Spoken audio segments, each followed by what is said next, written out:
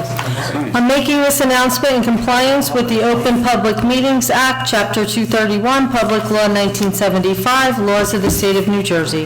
The Borough Clerk has prepared a schedule of the meetings of the governing body of the Borough of Kenilworth for the year 2025. The Borough Clerk has posted a true copy of this schedule on the bulletin board located at the front entrance of Borough Hall, and has mailed true copies of this schedule to the local source and the Star Ledger, and is maintaining a copy of this schedule in her office during the year 2025. Accordingly, the notice requirements of the Open Public Meetings Act have been satisfied in regard to this meeting. Please stand for the salute to the flag. Pledge allegiance to the flag of the United States of America and to the republic for which it stands, one nation, under God, indivisible, with liberty and justice for all. Roll call.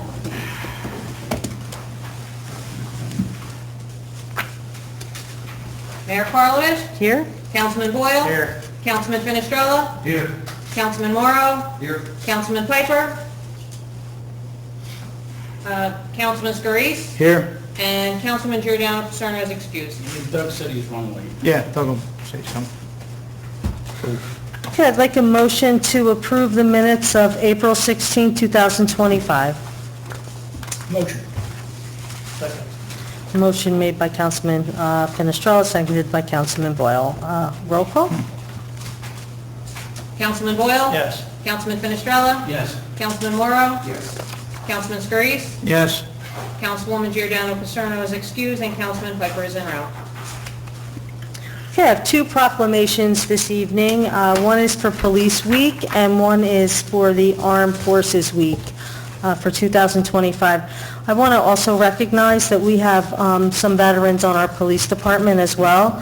Chief Paul Campanelli, Officer Ray Fascino, and Officer Anthony Almeida. I'd like to, I'm going to start with the Police Week proclamation, and then I'll move into the Armed Forces. I don't see Commander Jeans here, but I'll send it over to him. To recognize National Police Week 2025 and to honor the service and sacrifice of those law enforcement officers killed in the line of duty while protecting our communities and safeguarding our democracy. Whereas there are more than 800,000 law enforcement officers serving in communities across the United States, including the dedicated members of the Kenilworth Police Department. And since the first recorded death in 1786, more than 24,400 law enforcement officers in the United States have made the ultimate sacrifice and been killed in the line of duty. And the names of these dedicated public servants are engraved on the walls of the National Law Enforcement Officers Memorial in Washington, D.C. And 345 new names of fallen heroes are being added to the National Law Enforcement Officers Memorial this spring, including 148 officers killed in 2024 and 197 officers killed in previous years. The service and sacrifice of all officers killed in the line of duty will be honored during the virtual National Law Enforcement Officers Memorial Fund's 37th Annual Candlelight Vigil on the evening of May 13, 2025. The Candlelight Vigil is part of the National Police Week, which takes place this year on May 11th through the 17th. Whereas May 15th is designated as Peace Officers Memorial Day in honor of all fallen officers and their families, and United States flag should be flown at half-staff. Now therefore be it resolved that the Mayor and Council of the Borough of Kenilworth formally designate May 11th to the 17th, 2025 as Police Week in the Borough of Kenilworth, and publicly salute the service of law enforcement officers in our community and in the communities across the nation. In witness hereof, I, Mayor Linda Karlovic, have here unto signed my name officially and cause the seal of the Borough of Kenilworth to be affixed the 7th day of May 2025. I'm going to present this to the Chief.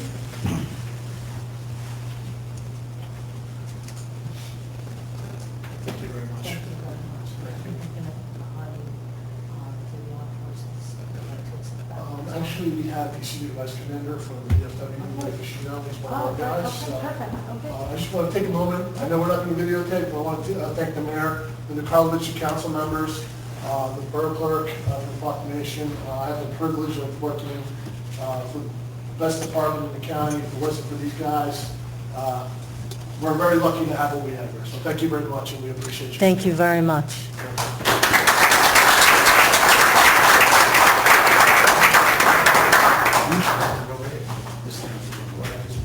Okay, Armed Forces Day, May 17, 2025. Whereas Armed Forces Day is celebrated annually on the third Saturday of May, serving as a day to honor and recognize the brave men and women of our armed forces who have served and continue to serve in defense of our great nation. And this day provides us with an opportunity to express our gratitude to our military personnel for their unwavering commitment, sacrifice, and dedication to protecting our freedoms and ensuring our safety. Whereas the Borough of Kenilworth acknowledges the remarkable contributions of our veterans, active duty service members, and reservists, as well as families who support them. And we strive to promote awareness, appreciation, and pride within our community for those who have donned the uniform and served with honor in the United States Army, Navy, Air Force, Marine Corps, and Coast Guard. We encourage all citizens to take a moment on Armed Forces Day 2025 to reflect on the valor and dedication of our service members and to extend our thanks and admiration to them and their families. Now therefore be it resolved that I, the Mayor of the Borough of Kenilworth, along with the Council, do hereby proclaim May 17, 2025 as Armed Forces Day in Kenilworth, New Jersey.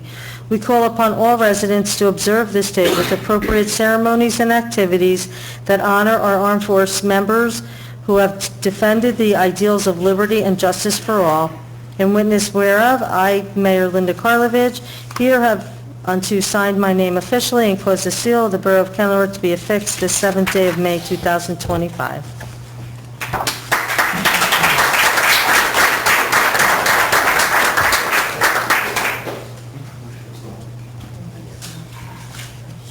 Just so you know, Randy Shudo is Senior Vice Commander at the Kenilworth Post 2230 DFW. That's why he's accepted. Thank you on behalf of Bobby Jeans, the commander of DFW Post 2230. We humbly thank you for this award and honor to serve the community of Kenilworth. Thank you very much for your service.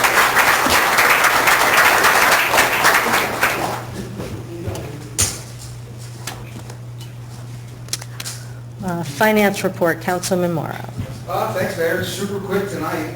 We sent the state the budget per the state law, and we've gotten it back with very non-substantial adjustments that need to be made. That's it. We're proceeding with the budget. Okay, thank you, Councilman. Department of Public Works, Councilman Boyle. Thank you, Mayor. There will be a six monthly Friday bulk events spread around the borough and are scheduled according to the routes and days we collect your regular household trash. Residents who have their trash pickups on Mondays and Thursdays on the south side will have our first bulk pickup event on Friday, May 9th. Put your stuff out tomorrow evening. Residents in that garbage zone may put out 5 bulk items for pickup. A flyer posted on the borough website lists all 6 monthly pickup days scheduled for the borough and what we will take and what we will not take. Each of our 3 garbage routes will get 2 different bulk days during 2025. People may know we have the town cleanup this Saturday. Greg put together. We would like to thank the 33 residents who have volunteered to participate in the, I think it's more now, right? At least a couple more. There's a lot of Okay. Who volunteered to participate in the annual Kenilworth Community Cleanup Day sponsored by the New Jersey Clean Communities on Saturday, May 10th to help keep Kenilworth clean. And what time are we meeting? 9 a.m. At the DPW location. Oh, it's in the DPW lot now? Yes, we're gonna meet there since we have so many. We meet there first, and then, Okay, spread out. yep. All right, and that's all I have. Great, is it too late to sign up for that? I had a couple people today say that they were gonna. Yeah, I had registration was closed on the 4th, because I have to be able to plan for supplies, materials, and food for the residents, but if it's a huge hit and people still want it, then we go another one late summer. Okay, great, so everyone keep that in their back of their mind, late summer. We may have another town cleanup. 3, nice. Thank you, Councilman. Okay, Department of Public Safety, Councilman Fenestrella. Thank you, Mayor.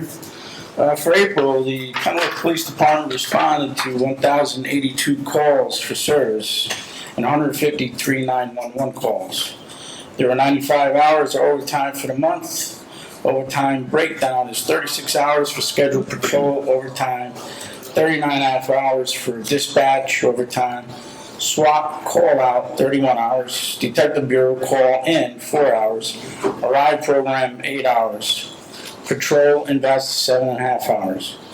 Kennewick Police Department completed 224 hours of training for the month, including Arrive, firearms, USERT, and various classes. Kennewick PD issued 194 traffic summonses and had 13 arrests for the month. There were 4 sick days used and 0 sick occurrences. There were 0 OJI on the job injuries. Kennewick Police Department received 152 total flock hot list alerts from the stationary cameras. Officers responded to several incidents to provide a directive against the crimes. The cameras continue to offer an excellent service in protecting the borough. And a message from Chief Campanelli. We're happy to report that the permanent radar sign has been installed on the west end of the boulevard. It has immediately affected traffic flow for slowing cars traveling eastbound from Cranford, and look forward to installing the other one for westbound traffic on the boulevard. We anticipate paving the boulevard by the end of May, pending weather and contractor delays. Please get in touch with the Kennewick Police Department to report a complaint or nuisance. We can't help if we don't know about it. Kennewick Police Department has implemented more aggressive driving and speed enforcement details throughout the borough. The police department is asking our residents to please slow down, stop for people in crosswalks, and please park in legal spots only. We're having our annual street fair on May 18th. The boulevard will be completely closed from 7 a.m. to 7 p.m. South 18th, 19th, and 20th Street will not be accessible with a vehicle. If you plan on using your vehicle, will have to be moved prior to 7 a.m. on May 18th to the north side of the boulevard. VFW lot or on South 17th Street parking lot. You can park there. And ask you in advance for understanding and cooperating with this. Lastly, the PBA Fishing Derby is Saturday, June 7th, from 8 a.m. to 10 a.m. Open to kids who attend the schools in Kennewick School District, ages 3 to 13. Complimentary breakfast and coffee while supplies last. Free kids t-shirts for the event. Must be signed up before June 5th. And here's the flyer, which I don't know if we posted on our website It's or... currently posted on several social media pages. We'll hopefully have it up on our website page if possible, but we currently have it on our, I think it's called Instagram. So I believe we have it on, I'm sure, Exit 138, they have it on there also. But we're trying to put it out there. We would like for people to have an opportunity to pre-register. Just makes the event go quicker, smoother, we have better accountability of who's actually there. So thank you very much for the offer. That's it. Thank you. That's why I'm Mayor. Thank you, Councilman. Planning and zoning, Councilman Scurries. Thank you, Mayor. For the month of April, total receipts for the construction department is $119,664, mostly from building fees and road opening fees and some other miscellaneous. We had 25 construction permit applications received in the month of April. 31 construction permits were issued during the month of April. We had 26 zoning permit applications submitted, which are fences, IVAC pools, decks, and EV chargers. We have 5 violations. A couple were fences falling apart. There's one garage kind of falling apart. broken windows on it and so on, and one fire hydrant being blocked. Also, from the redevelopment of the old Merck properties is continuing and is looks on a good trajectory. It's still in works, but it's good. Where we're at, we've made a lot of progress with it, so let's keep our fingers crossed. And that's all I have, Mayor. Okay, thank you, Councilman. Recreation and Fire, Councilman Piper. Thank you, Mayor. There's no recreation report tonight. For the fire department, during the month of April, we responded to 31 calls. During these incidents, the fire department traveled 76 miles, utilized 117 and a half man hours. The fire department rescue squad responded to 38 calls, traveled 245 miles, and utilized 152 man hours. So during the month of April, the fire department and rescue squad completed 153 hours of training. So the additional man hours utilized last month was administrative 265, stipend 1,364, vehicle maintenance 20, building maintenance 35. So the total calls for April were 69, total miles traveled 321, and the total man hours 2,106.5. That's all I have today. Thank you, Councilman. Borough Engineer. Yeah, thank you, Mayor. I have two things. One's pretty easy. The second one might take a few minutes. Just first off, we requested to get estimates for the paving the parking lots. So we looked at the Detective Bureau driveway. The parking lot behind the Detective Bureau was done several years ago, so it was in pretty good shape. The municipal building parking lot, the police parking lot, and the parking on the side of the rec building, and all total, it's $98,500 for all those lots. Keep in mind, these are estimates. If we did do it, it would have to go out to bid. Numbers could go up or down. Can you repeat the lots again that were in that list for the 98,000? What's that? Can you repeat the lots? Oh, sure. It's the Detective Bureau driveway, not the parking lot in the back. The municipal parking lot on the corner. The police parking, across the street. The police parking lot in the rear of the building, and then the parking spaces alongside of the rec building. Those are the ones facing the street, like you.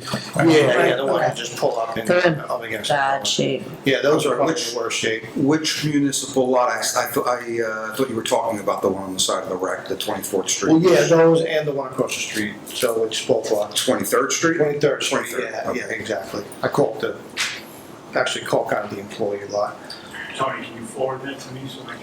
Yeah, I did. I had forwarded to Laura, so I think you have it right. So I think the numbers, yeah. So I can send it through also. But keep in mind their estimates, so could go up or down. I want to ask a question about, there's like a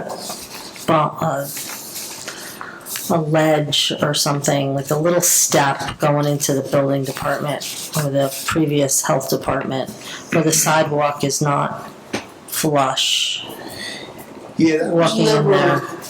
that was never an ADA. The ADA entrance was supposed to go, actually is through the front. If somebody had to get in there through the ADA, I think they have to go through the front and then through the side. I'm not sure that was ever an ADA. Actually, that door, I'm not sure it meets ADA requirements. So if we wanted to make it an ADA entrance, I think we'd have to retrofit the whole door, so. I mean, is there some way we could do something about that step, that Yeah, we could. I mean, if you wanted to get rid of that, it still wouldn't be, I don't think the door itself would be ADA compliant, but we could look into, we'd have to bring it up, the sidewalk up there, up to the top. It's a little bit like a ramp. So, right? Okay, yeah, not a problem. just want to ask about that. And then, second one, I'm going to actually get Mike Scuderi to join me on this one. This is regarding the OEM building. So for the last 3 years, we've been trying to get a grant through the federal government, and it's the CDS, which is Congressionally Directed Spending. I think they should call it earmarks in the past. And the way the grant works, they have like various subcommittees. And one of the subcommittees is Department of Homeland Security. And under that subcommittee, they accept grants for what they call an Emergency Operations Center. And we believe that our OEM building would fall under that category. So we submitted for the last 3 years, never heard anything back from them. When we checked the awards, obviously we weren't obviously given an award. This year, and these go through Cory Booker's office. So this year I contacted their staff, and I was speaking to somebody in their office. I spoke to this gentleman, very helpful, very knowledgeable, he handles the grants. And I asked him, like, you know, are we doing something wrong? What can we be doing better? What can we be doing better? Is there anything we can do to help our case to get this grant through? So we did some research, and got back to me, and it turns out our application was sent to Washington last year, got to the subcommittee, but they, for some reason, determined we actually didn't meet the criteria for an EOC, Emergency Operations Center. I don't see it that way. The way I read it, I believe that we qualify, but you know, I'm not going to go down to Washington and argue with the subcommittee, right? So that grant, we had it for $1.2 million. That was 100%, no match. And that was a little high. We kind of threw a lot of extra things in there, thinking if we don't get the full amount, if we got a certain amount, we'd still be able to do the building. So what they told me was that there's other programs we could fit into. So there's a program under Department of Agriculture, what's called a Community Facilities Grant, and it's set aside for communities under 20,000 people. And he basically confirmed that we could fit into that category, and they can move our grant application into that program. The only downside to that is a match, right? It's the borough would have to come up with 45%. They only fund 55%. So I was talking to Mike today. We were talking about it, and we could trim it down, right? We can get this probably to somewhere about 550,000, say 600, you know, to play it safe with some additional like soft costs. So, you know, at 45% match, that would be 270,000. Mike informed me that there's 104,000 already budgeted to the OEM building. So that gives us a $166,000 gap if the borough wanted to pursue this and submit that grant. Keep in mind, this is a 2026 grant. And realistically, you wouldn't even start this job till 2000. If we were given an award, probably wouldn't start this job till 2027. So there is time if you wanted to fund it, you don't have to fund it all. It wouldn't be in 2025. It would be really 2026, but realistically, you also have 2027. And I did ask, I haven't got an answer yet, but I also asked if we could use other grant sources for the match, but they haven't confirmed that yet, because some grants don't allow you to do that. Some grants allow you to use other sources, like a TOP grant, you can use other sources. I'm not sure with this one, they didn't get back to me. So I asked Mike, because he knows the condition of the building better than anybody. Oh, I know. It's pretty bad. It doesn't look that bad in the pictures. It's Just have to bad. look at it. Yeah, so we did an estimate a few years back. This whole project got started. We estimated to do all the repairs that needed to be done to bring it up to sufficient code was about $135,000. The CFO at the time felt that $135,000 we could get a new building for a lot cheaper than that, and he gave us $104,000. When Tony started doing the numbers then, we were at least $350,000, $360,000, I think the numbers were. So that never materialized. The money was earmarked for a new building and not repairs. But even with the repairs that needed to be done, the stuff was pulling off the whole side of the You could grab it off the building. Yeah, and It's bad. it's deteriorated even worse. Expenses have gone up, so now those costs are probably, you know, $200,000. We've Does had, the we did do bathrooms some. still freeze every winter? I Well, know the we- pipes were freezing. Yeah, we had a very unreliable furnace in there, so we did upgrade the heat finally. We didn't have heat in there for 3 years. Yeah, I do And remember that, yeah. We had to turn it off at the street because we couldn't rely on that. So 2 years ago, we put a new heating system in. But other than that, it hasn't, we really haven't upgraded anything, and it's just deteriorating even worse.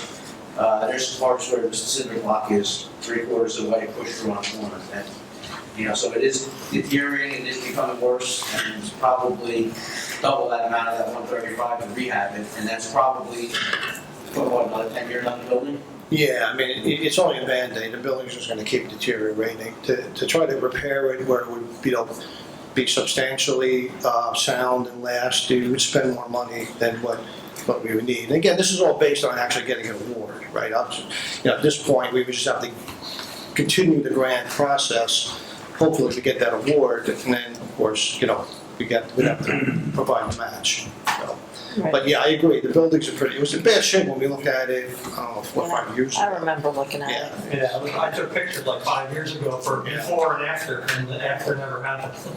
Yeah, the previous CFO, I don't know why, he thought that we could do it for less. I told him at the time, there's no way, there's no way we're gonna do it for that amount. He insisted that we could do it, and that was what was allocated. So it was never really ever sufficiently funded, even back then.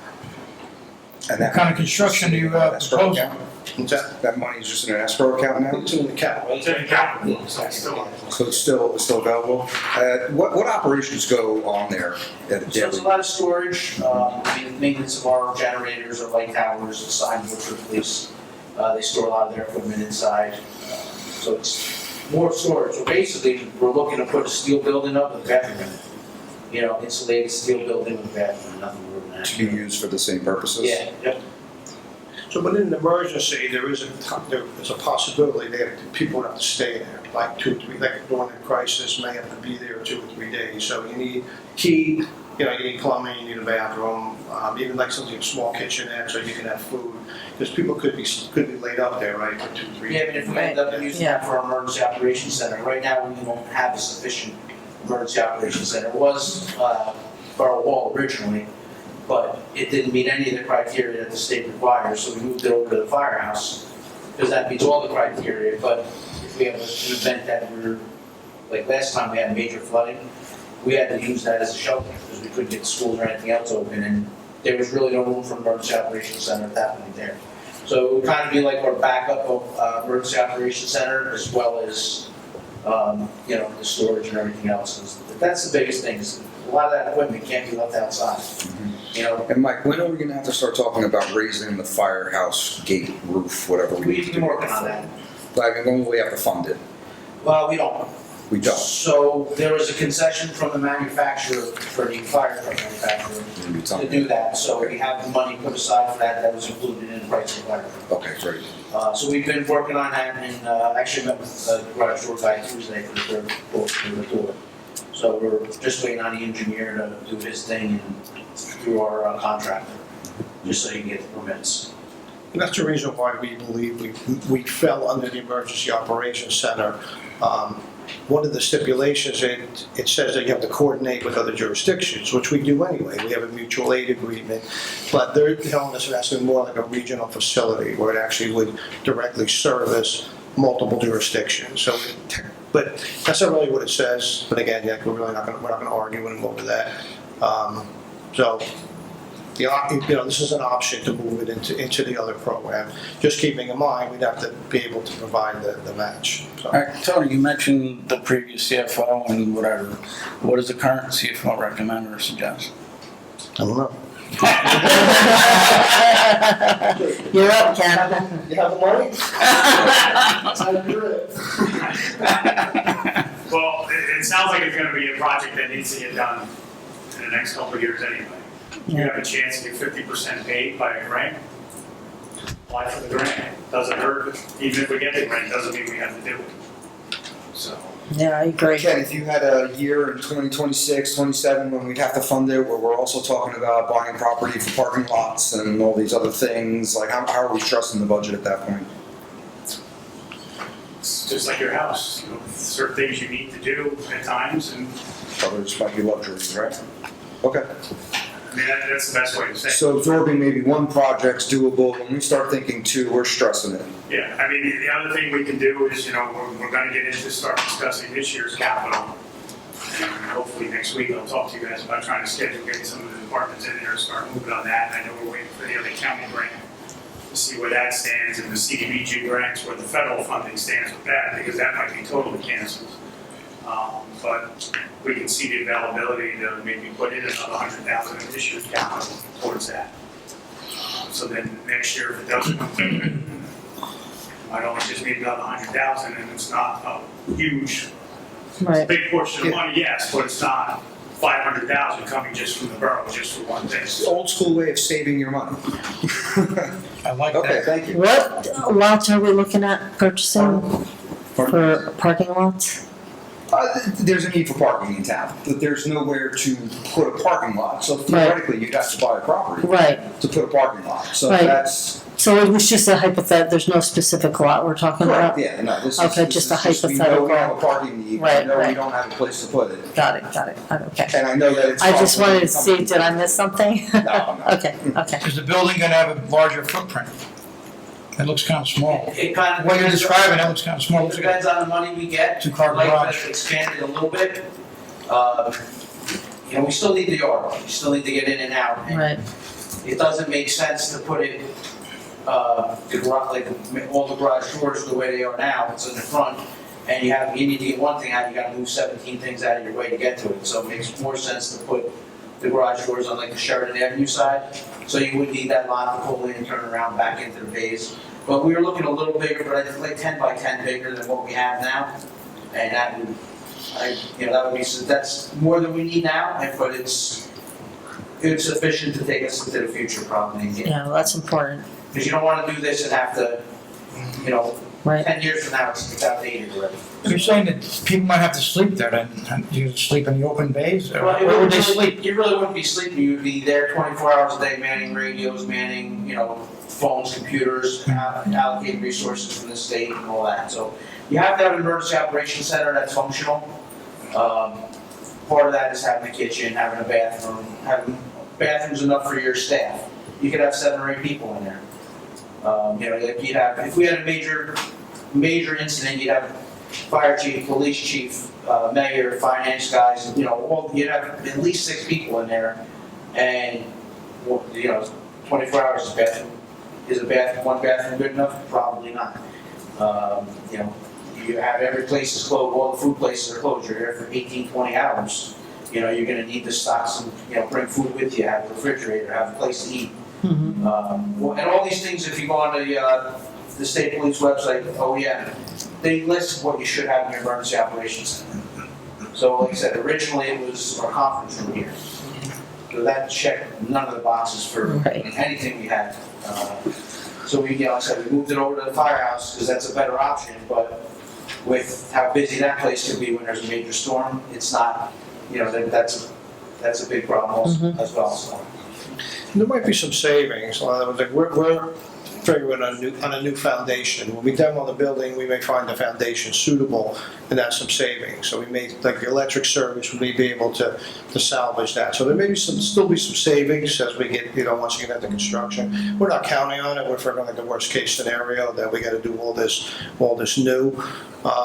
Though, there could be another $100,000 that comes off the top, depending on what we find. And again, I'm still waiting on an answer if we could use other funding. So if we could use infrastructure money, that could be 2026, 2027, infrastructure money could be used.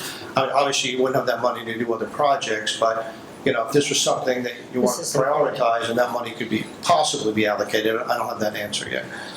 Okay. When you need an answer from us. I just want to go on, would you like me to have them continue with this and transfer the grant to the other program?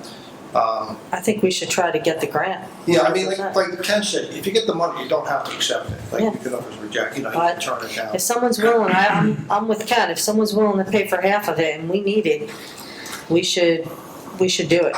Yeah, and this gentleman at Cory Booker's office is really like helping, he's really advocating for us to push this through. Great. So he's doing everything he can do to help. So we didn't have that previously. Like we were on our own, and we didn't get to have that interaction. So this year we have some help on the inside. Good. So. Are you applying for both grants, Tom?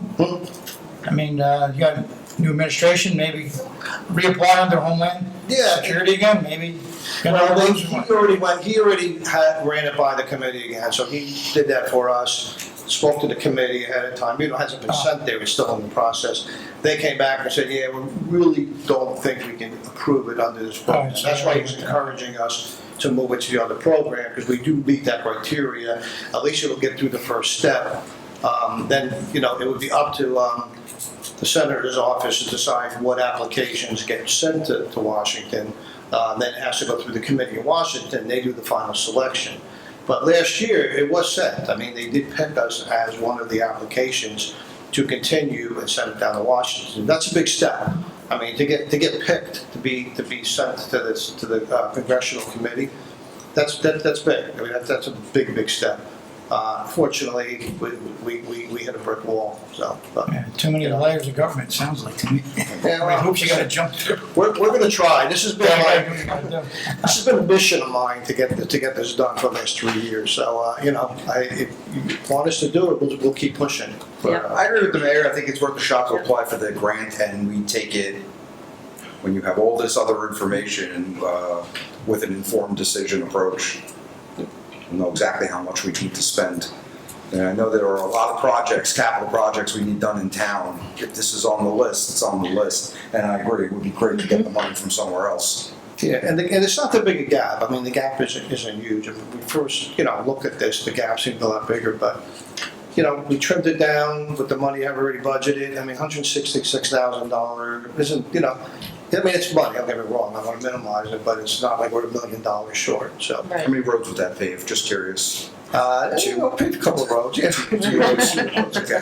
Unfortunately, we can't use the state aid money for this, but, and we're still looking for other grants. I mean, we're still looking to see if there's other grants that we can use to supplement this, if they let us do that. And we're doing that anyway, we're always looking for grants, we're always scanning for money that we can get into the borough. And this is a good opportunity. I think so. Great. I think it's a good I idea. had Councilman Fitzgerald out today, because he's my liaison, so I called him this afternoon, Tony called me, and brought him out to the building, so he could attest how bad it is. I mean, we're gonna have to start doing some repairs regardless, because there's some safety issues, but we're trying to keep them in. Just do what we have to do to keep, operating there. But like, there's a lot of conduit that's just rusted through, the electrical conduit just rusted through. So it's in bad shape. If anybody would wants to come see it firsthand, just give me a call, and I'm always around. How did we get to a state of disrepair like this? The building's probably 100 years old. Yep. I think it served as something before it was even owned by the borough. But it's probably close to 100 years old, that building. It wasn't built that well in the first place. I mean, I've seen it several times. I've gone through it. It probably wasn't. It was slapped together originally. Probably never intended to be standing still. It wasn't up to 1925 standards? Yeah, no, it's just thrown together. Well, it's been okay, if it lasted 100 years, it must have been. Yeah. Must have been not bad. They use cinder blocks instead of concrete blocks. And that's just, those will deteriorate over time. They're not meant to last. Right, 100 right, years. makes sense. Yeah, so, all right, I mean, that's what we'll do. We'll keep it going. Yep, great, thank you. Yes, thank you. Thank you. Mr. Wagner. Okay. Thank you, Tom. Okay, Borough CFO, Mr. Blum. Thank you, Mayor. Well, tonight we have a public hearing on the budget and hopeful adoption. I want to thank the committee for all their hard work. It was another treacherous year, unfortunately, for the average house. This budget is, average house this year is $184,888. The municipal tax increase, including the libraries, estimated to be $143.86. When we first started out this budget, we were at almost a $344 increase for this average house. So Good job. we were able to cut it over $200. So we're doing what we have to. We're heading in the right direction. And the good news is that no services were lost with this budget. So. We also want to thank all the departments, Laura, all the department heads for working with us for the cuts that we had to make. We had to cut over $824,000 in appropriations, and we had to come up with $824,000 in revenues, and had to cut appropriations by at least $285,000 just to fall within the cap. So it was not an easy task. So thank you again. And Well, thank you, Ken. Great. Thank you, Ken. Thanks, Works Ken. magic. Yep, all right, thank you. thank you. Borough Attorney. Thank you, Mayor. Mayor, I just want to point out that the two votes that we have regarding the budget, we need 4 affirmative votes for each of those motions, those resolutions to pass. Okay. And we'd like to acknowledge on the record that Councilman Piper came in shortly after the roll call. So he's here and he's able to vote. 607. 607. Okay, even better than what I had. The clerk told me. Okay. We have an ordinance for garbage that's on this evening.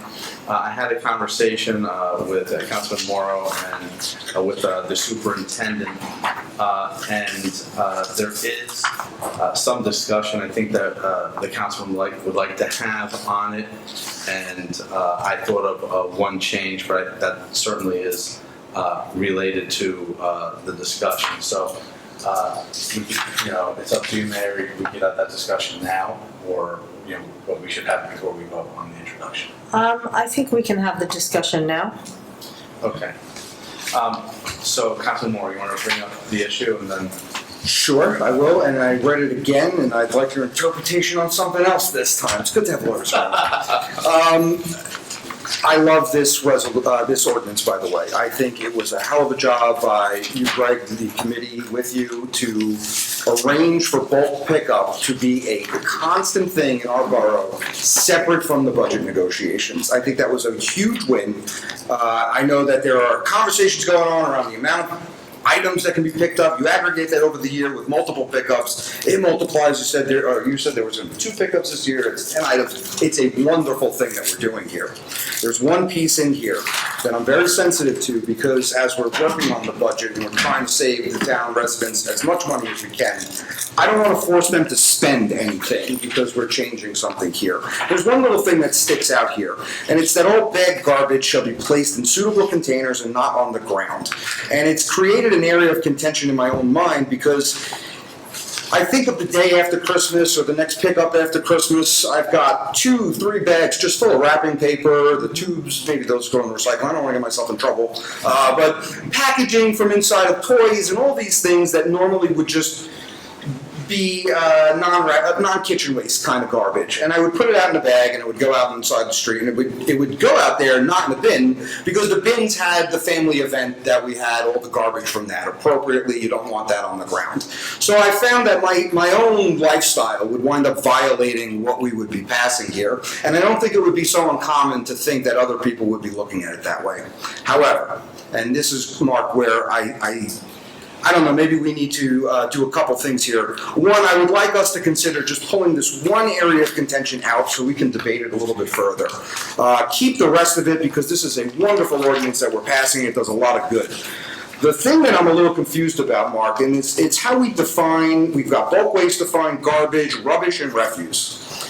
Garbage is defined as what I think we don't want on the ground. It's the kitchen refuse, animal or vegetative material, I'm paraphrasing here, decaying and decomposing substances. These are the things you don't want in a bag on the ground. The fox will come and start eating it and ripping it apart. The change we're making says all bagged garbage shall be in a container. Refuse and rubbish are defined as what I'm thinking of as the paper, as the plastic, as the toys that we're throwing out. So the way it's worded right now, Mark, I really would like your opinion on this.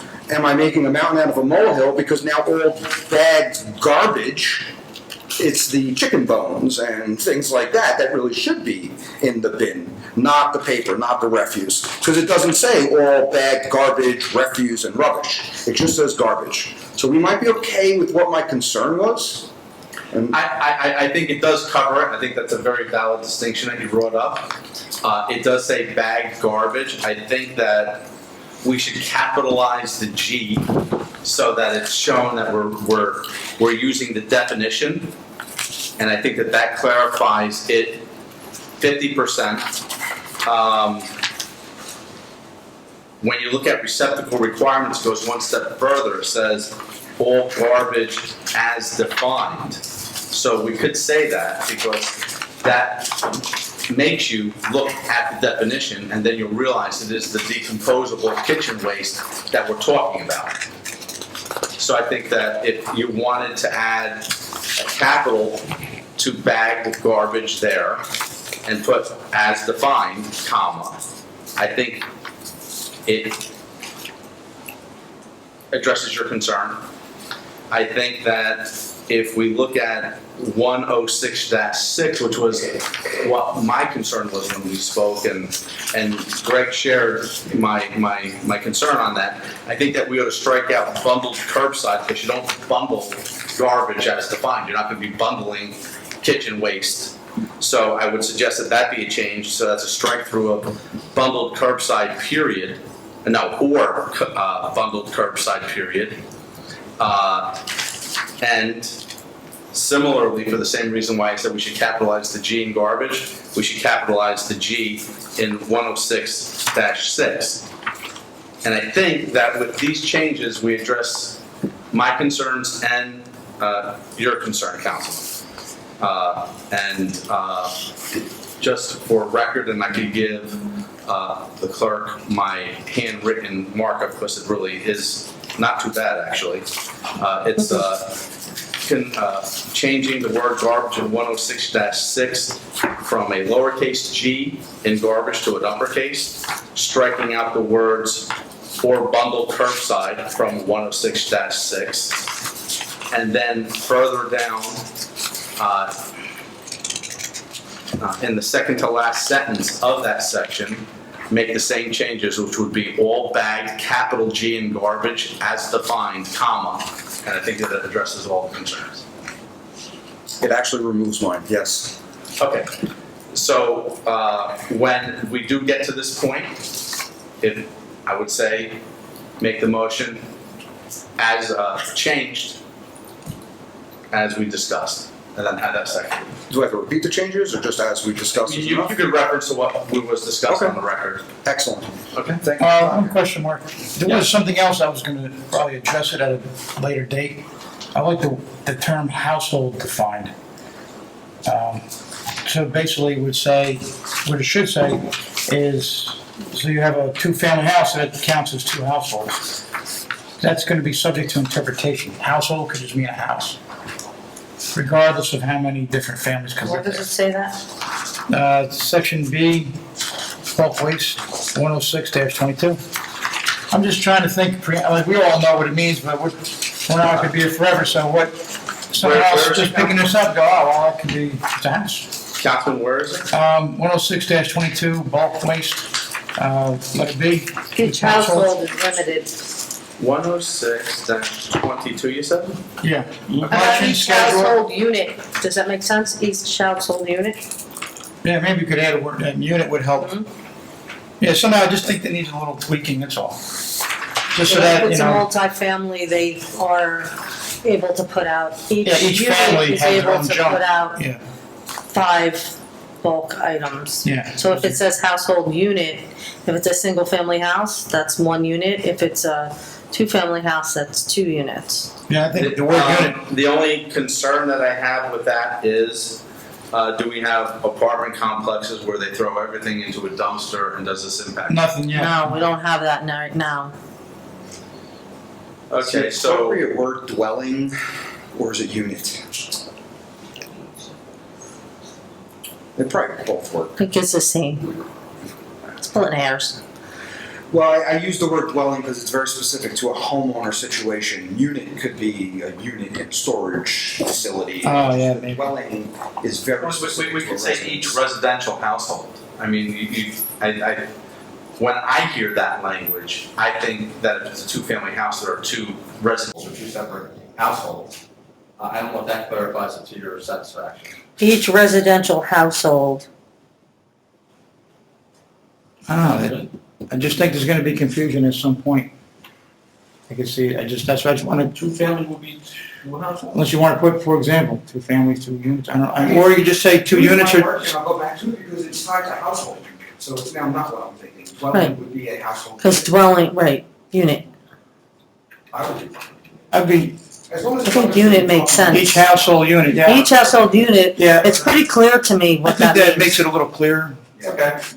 Okay, so then that would be the last change. Yeah. It's gonna be 106-22B. We're gonna insert the word unit between the words household and is. Yes, I think that clarifies it a little bit. Okay. We'll use the mayor's word, that's a good word. Thank you. I think it It's a great All word. right, fixed great. very quickly. All right, I think that's good. Okay, I'm gonna move on to the administrative officer.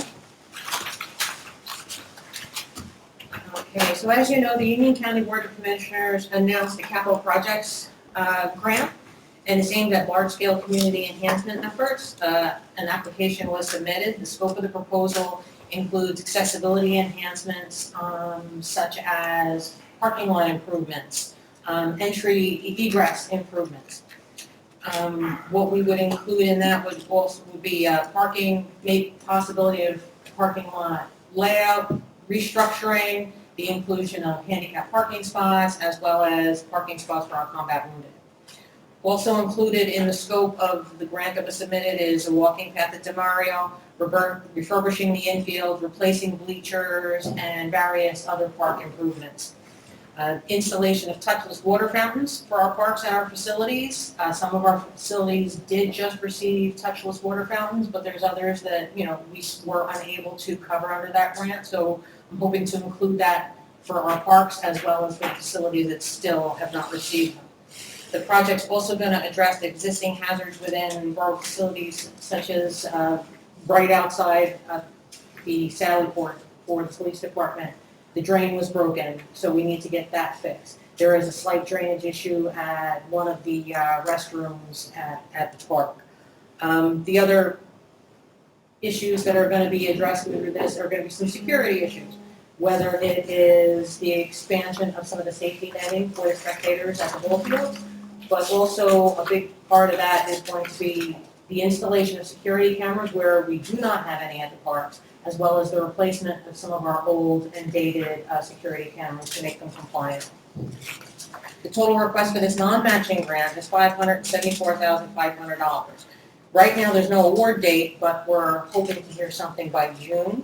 And the scope of the project may have to change. We may have to prioritize based off of what the final award is that we're getting. Today, the borough flagpoles were installed, and I want to thank Chief Campanelli, as well as Captain Pastor, Lieutenant Grady, and Superintendent Budesheim.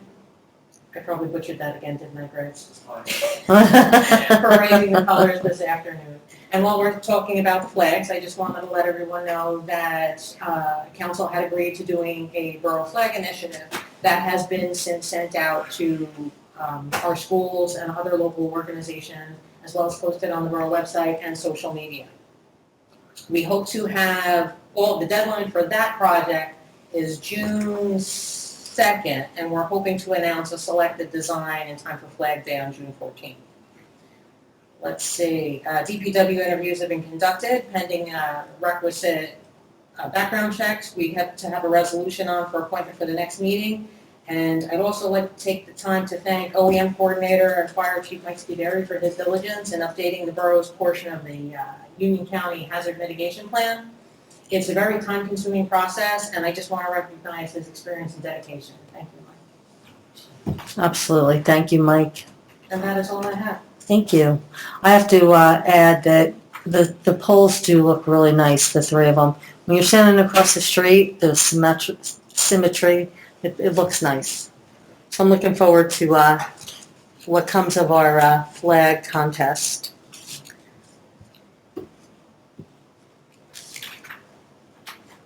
Next for council consideration is an ordinance for public hearing and adoption for ordinance 2025-4, calendar year 2025, ordinance to establish a cap bank pursuant to NJSA 48:4-45.14.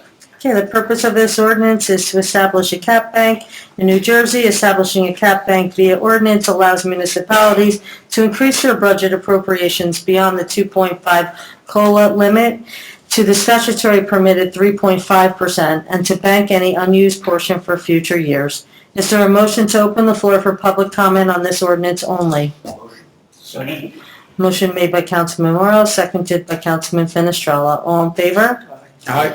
Does anyone have anything to say on this ordinance and this ordinance only? Please come forward and state your name and address. Okay, seeing no one, I'd like a motion to close the floor for public comment on this ordinance only. Motion, second.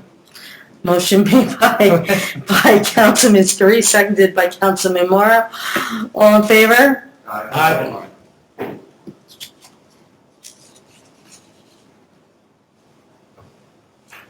Roll call. Roll call. Okay, is there a motion to approve ordinance 2025-04 for adoption? Motion. Second. Motion made by Councilman Phil Estrella, seconded by Councilman Morrow. Roll call, sorry about that. Councilman Boyle? Yes. Councilman Finestrella? Yes. Councilman Morrow? Yes. Councilman Piper? Yes. Councilman Scurries? Yes. And Councilman Giordano Pissarro is excused.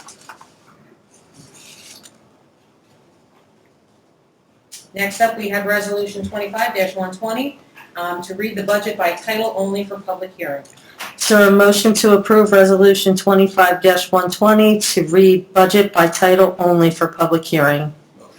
Second. Motion made by Councilman Morrow, seconded by Councilman Scurries. All in favor? Aye. Next up, we have Resolution 25-121, adoption of the 2025 municipal budget. Is there a motion to open the floor to the public for the 2025 budget hearing? Motion. Motion made by Councilman Finestrella, seconded by Councilman Morrow.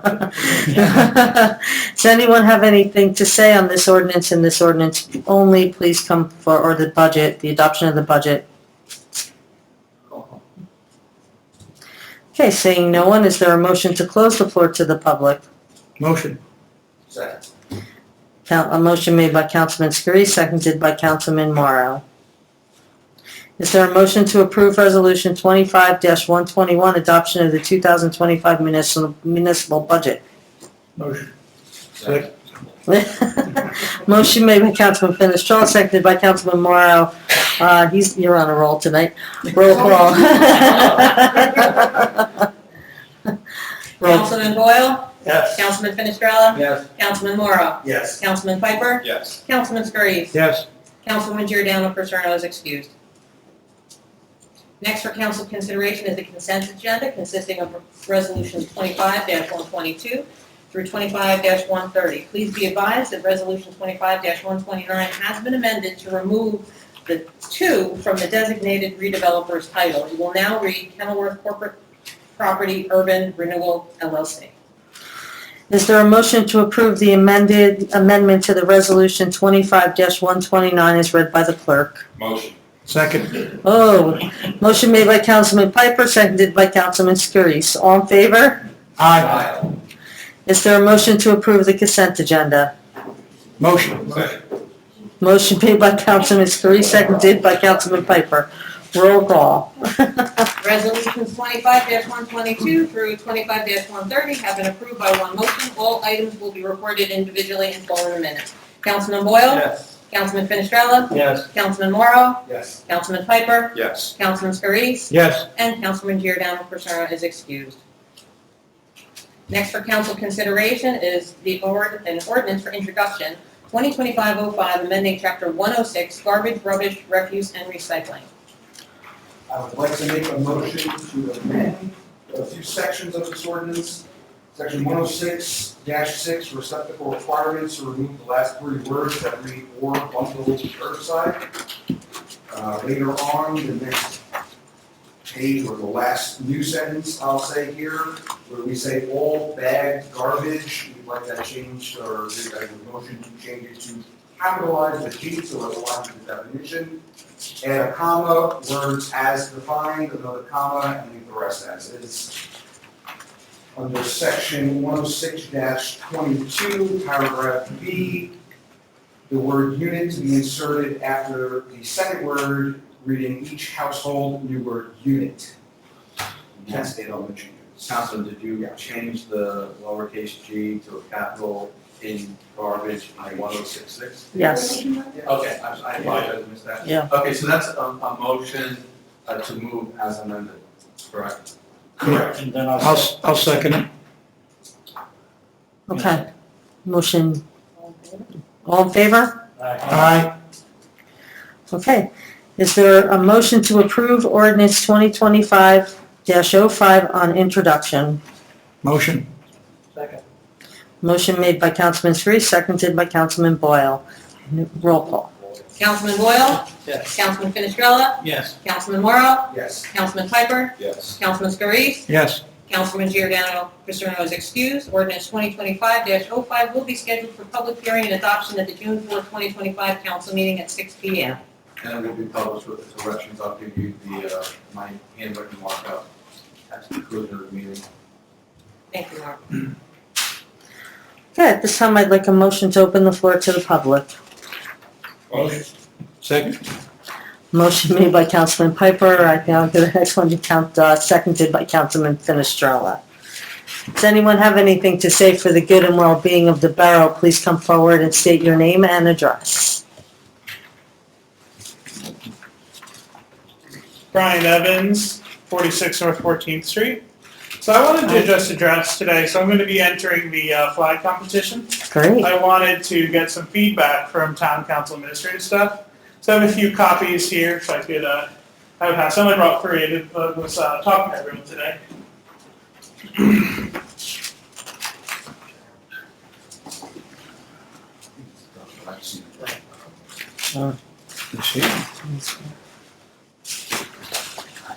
Perfect, so if we go to the kind of second page in here, I'll just give you a quick outline of what I'm going to discuss tonight. And for the post, we'll have these we peruse afterwards. Just wanted to give a brief overview, kind of who I am. Then I'll just talk really quick about what are kind of these 5 flag guidelines that this association I'm a part of called NAVA, the North American Vexillological Association. Vexillology is the study of flags. And then I'm going to show you guys kind of some early kind of concepts I have, and I wanted to get feedback on those for how we kind of present it. So just a little bit about me if we go to the next slide in front of you. I'm Brian Evans. I work as a director of design for a consulting firm, specifically digital design. I'm not an engineer. That's your purview. I'm a member of the North American Vexillological Association, so a very deep interest in flags, some very nerdy aspect about my life. I'm also a graduate of New Jersey Institute of Technology. So the next slide, I think there's 5 very specific guidelines when we think about the design of a good flag for communities. I think the number 1 is you really want to keep it simple. You want to be able to see it far away. You want to be able to, distinguish it blocks and blocks away. I think the second aspect is you want to use meaningful inspiration from the history and the values of the community. The next aspect is you only want to use 2 or 3 basic colors. You don't want to have 5, 6 different colors. You don't want it to look too verbose. You want it to be very kind of focused in orientation towards it. The next aspect is you don't want necessarily any lettering or seals on your flag. Since it is meant to be viewed from afar, you're not really going to be able to read those lettering and the seals when you do it. So you want really simple shapes, and that's why you see that as a common pattern with some of the best designed national flags. The last part is you want it to be distinctive. You want to be able to tell it apart from other flags. So if you go to the next page, we have some really great history in our town to bring into a flag. We have one of the first Supreme Court justices in the U.S., John Jay, owned a 60-acre property in Kenilworth.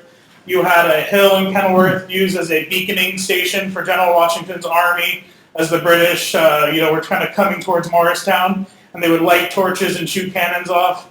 You have, the Nitschke, designing the actual boulevard, which is a really big center of commerce for our town. So we have a lot of really interesting elements to go off of. As you can see on this page, I do have a depiction of the Jay family coat of arms. And then we do have the literary society that's was used to found the town name, but the Kenilworth Castle is depicted in our seal. So if you go to the next page, you'll see our first kind of flag design concept.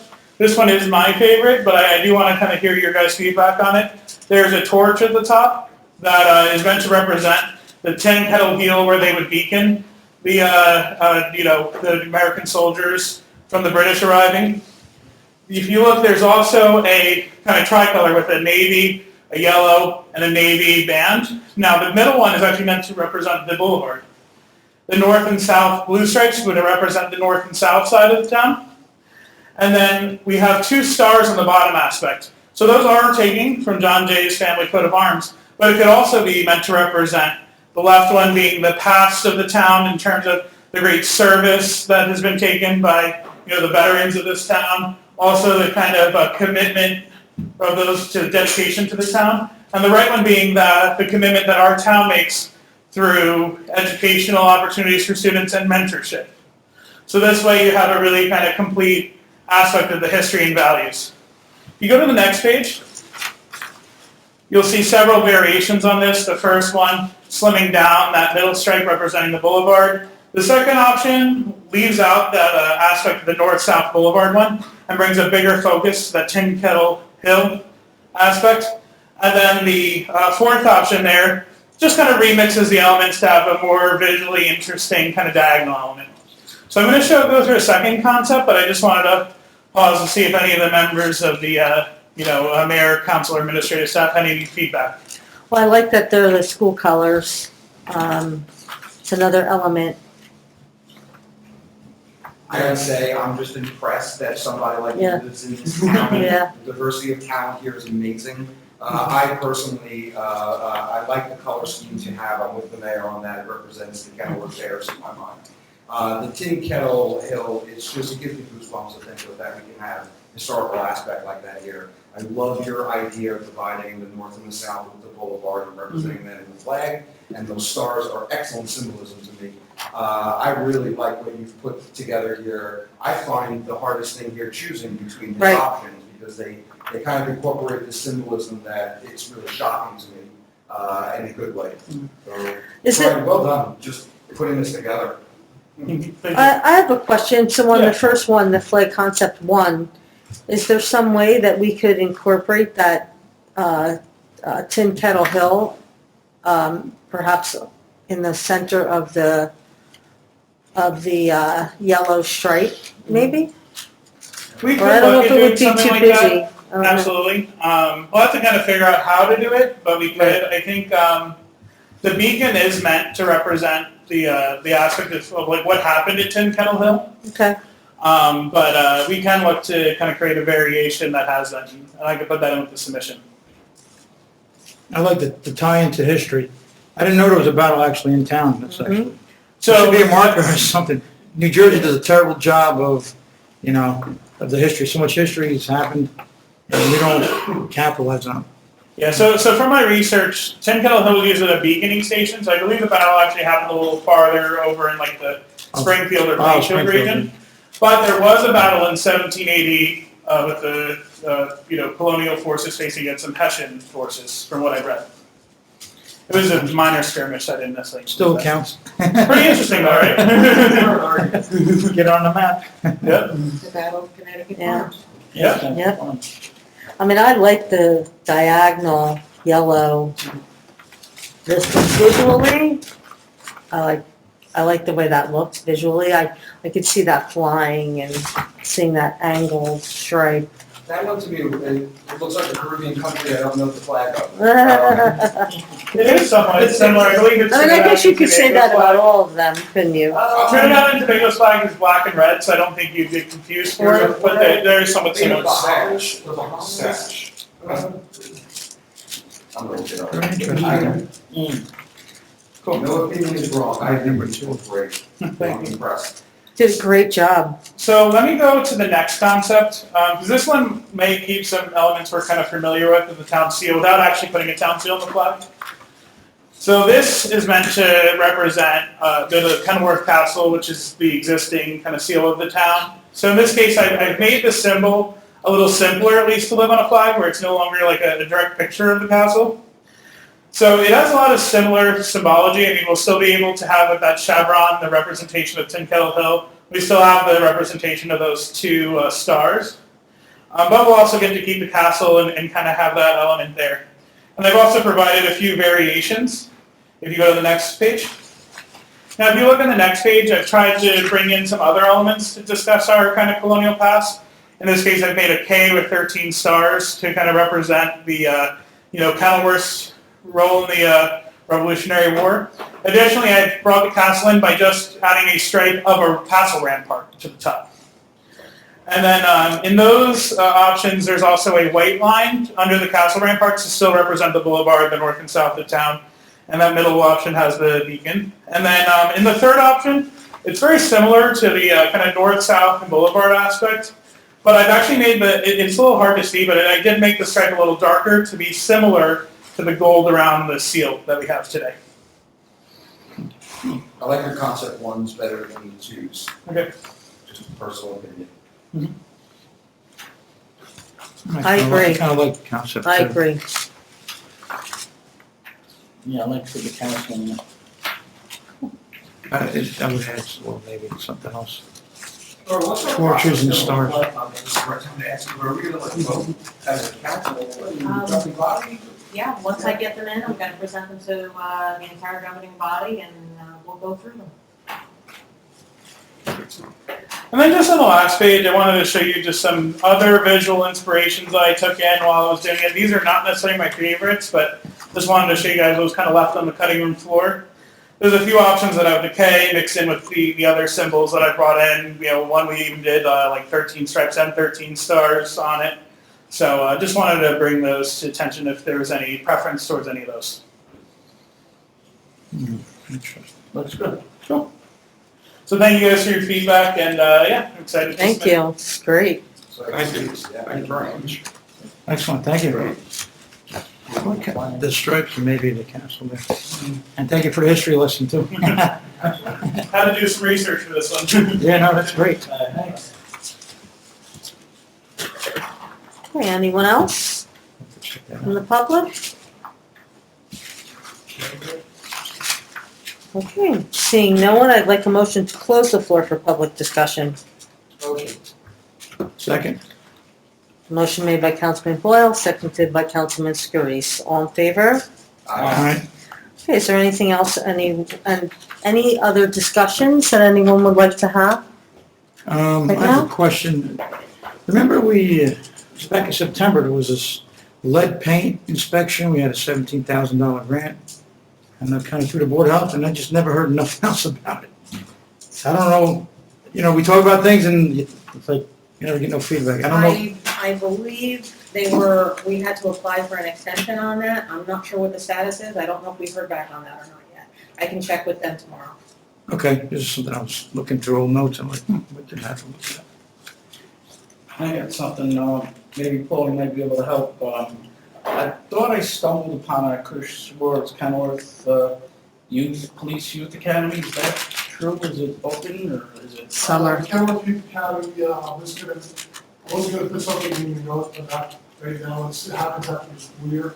So the next council meeting, probably the first of next month, I'll put something in there.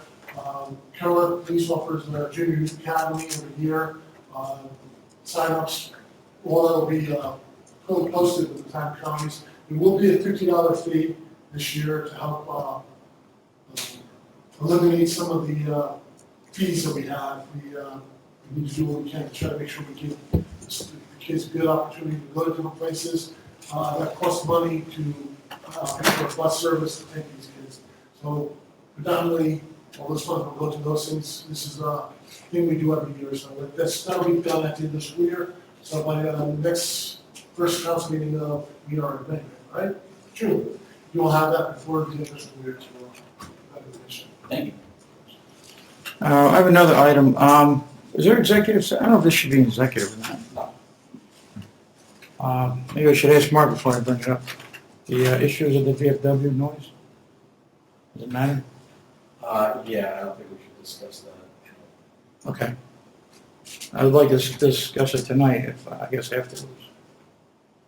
That'd be appropriate, that's the right Do you want to enter into an executive session?